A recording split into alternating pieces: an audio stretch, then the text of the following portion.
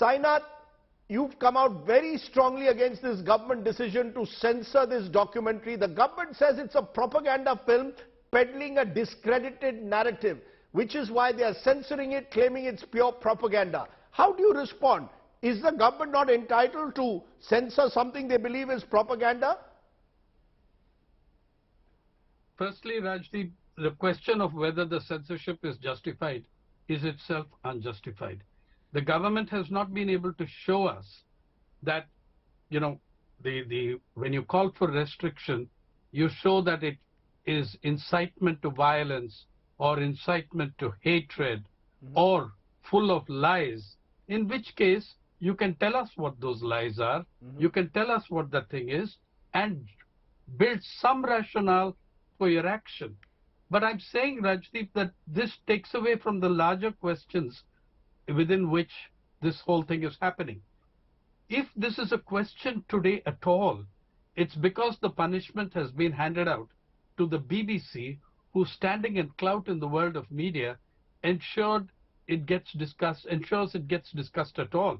Rajdeep, much worse happens every single day to Indian journalists, but merits no discussion in a media which has descended largely to its lowest, most cowardly and craven point in its 200-year history.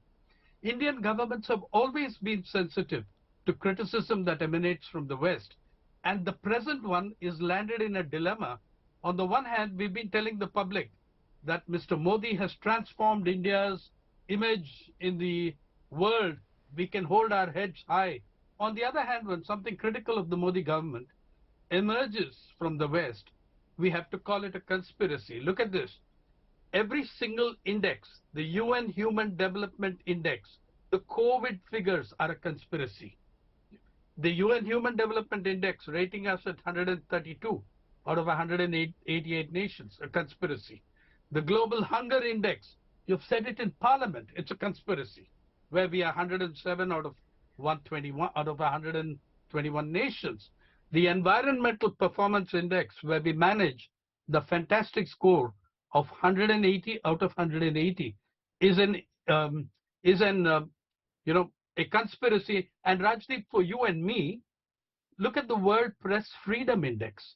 You fell in the first year of the pandemic, in the 2020, to 142. Now we are 150.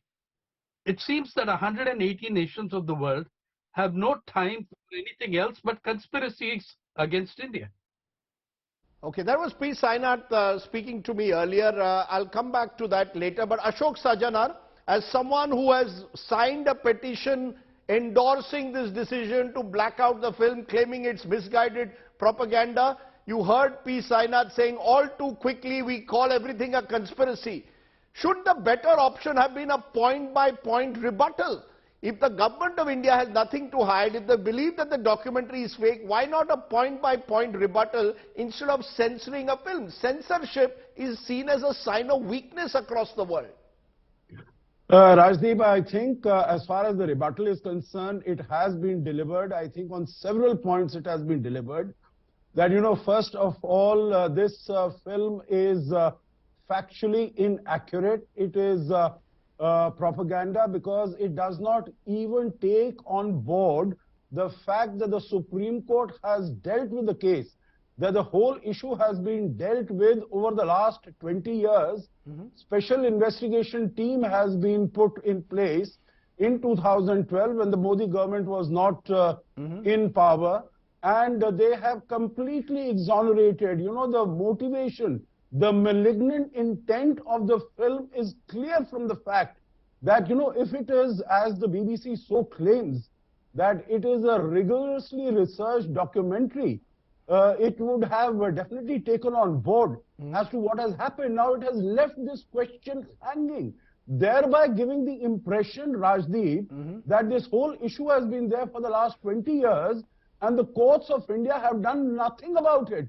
And it falls into the responsibility of an organization like the BBC to come out and to dispense justice. No, but are they not entitled to that?